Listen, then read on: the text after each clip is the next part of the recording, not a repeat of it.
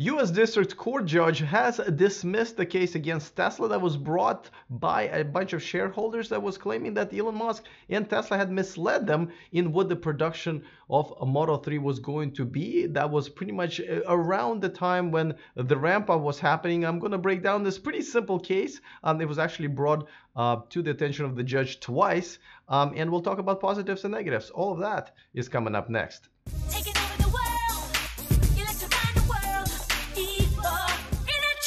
Welcome to E4 Electric, your number one source of unbiased electric car news. If this is your first time here, go ahead and click on that subscribe button down there, the red one. It's free, and that way you also won't miss anything moving forward and become a part of this community. All right, so this lawsuit was brought against Tesla, I think it was early 2017 originally, because the first time around the judge dismissed it, but allowed the plaintiffs to actually refile it. Originally, the judge says, listen, you can't this is not fraud, because it was, they were claiming fraud. It's not fraud if the company just wasn't able to execute. Now, they refiled, and now the judge looked at it again, and he dismissed it again. Now, he gave different reasons, and I'm not quite sure what was such a, what was the main difference between the originally filed lawsuit and the lawsuit that they filed the second time around.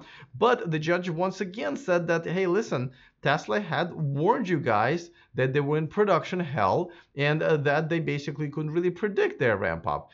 So this is pretty much what the whole case is about. And we know that in a context of the SEC lawsuit against Elon Musk, that's still pending technically, because they're now trying to get him held in contempt of court. It really kind of, they're kind of almost polar opposite, right? Because this is a bunch of investors that believe they were wrong, but they were relying, at least that's what the judge said, that they were relying on sort of hopes and dreams rather than facts in what Tesla was promising. And what Tesla and Elon Musk and investors were promising was this simply saying that, listen, we want to do this, but it doesn't mean that we're going to execute. Now, of course, Model 3 ended up being ramped up to pretty impressive numbers. They're still ramping it up. It's now worldwide deliveries and stuff like that. So it became a pretty big success. So essentially, you can kind of question how long-term these investors were really thinking, because at the end of the day, the ramp up actually happened, but the stock is really not doing that great. I think it's around 250 right now as we're talking, which is not it's one of the lowest in the last a year or so. And this is the thing about stock market. And so let's now talk about the big context of all of this before we go into positives and negatives.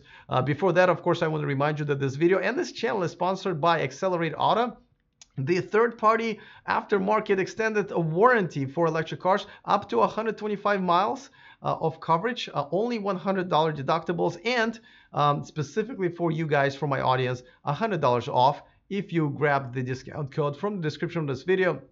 And of course, make sure that based on which state you're in, click on the right link in the description so you apply for your own X-Care protection. So check it out. I hope you find it useful. All right, so the thing about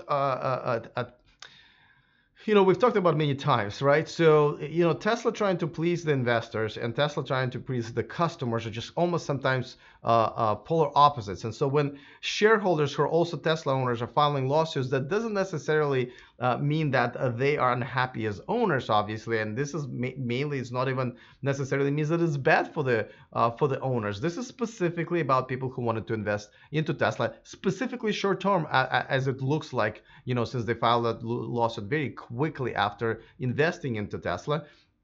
And the thing is I'm the last one to defend Elon Musk a lot of times when it comes to this, and I've been pretty critical of him as far as this SEC lawsuit is concerned. But sometimes people just go too far. I mean, listen, you can't. I mean, this is investments. This is stock market. Nothing is ever guaranteed, and they have never given any indication that there was something specific that Elon said or Tesla said that we're definitely going to accomplish it no matter what. On the other hand, he did give projections, right? And of course, whenever they give projections, they say, listen, this is what we're hoping to achieve. It doesn't mean it's going to. The question is really, when you give projection of 20,000 cars a month, right, and you achieve 15,000, sounds like you just failed to achieve your own goal. But when you get a projection of 20,000 cars and you produce 200, and I believe that's what really happened here, you know, it's hard not to question whether or not you knew something that this was really not that possible. But as far as proving, and this on the whole very slippery world of investment, I guess this was perfectly fine. I'm looking forward to your comments. Let me know if you believe that statements like that Dylan puts out there once in a while is something that is definitely misleading, or these are projections just like any other company makes, and it's perfectly fine. All right, let's break down some positives and negatives now. Now, the positive is obviously that there is another lawsuit that's behind Tesla, and not only that, they won that lawsuit. So that's all obviously very good. And I hope everybody can move forward to this production hell, and I hope this never happens again with the Model Y or with any other cars that are making in the future, the pickup truck. I really hope this is teaching Tesla a lesson to be more careful, and I think they have, especially, including Elon Musk. He does need to be a little bit more careful, and I hopefully after this SEC fiasco that he's going through right now, that he will hopefully really calm down. But all of this stuff is really, I think, settling down of how they do business and how they announce things and how they set expectations. So I think this is all, positive. Now, of course, the negative thing is, once again, the lawsuit in the news. This was something that's been, dragging for a while, almost a couple of years now. And even though Tesla won, still this is kind of reminding us and crawling into this whole SEC fiasco that is still going on. So it's almost kind of like refueling a little bit more fire. But that's really all I can say as far as negative, as far as this lawsuit being behind us is concerned.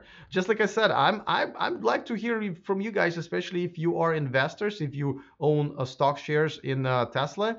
How do you feel? Do you rely on what Elon Musk says, or you kind of know that, listen, I'm investing into Tesla, and a lot of times, or most of the time, what Elon says, that's not going to happen on time. It will happen, just not on time. I'm just kind of curious to know what you guys think. And by the way, I want to give a quick shout out to Kirivan Yam, one of my newer Patreons. Patreon is a place where you guys can watch me live. This is the only place where you can watch me live as sort of one of the perks. But I want to thank all of my Patreons for supporting my channel, contributing to my channel, as this is my full-time job. If you want to join my community over there at Patreon, just browse to patreon.com/eForElectric. That link is also in the description of this video, just in case if you just want to click and go. So thank you to those of you who are going to join in the future. All right, that's pretty much it. I will see you guys next time, and remember to stay charged.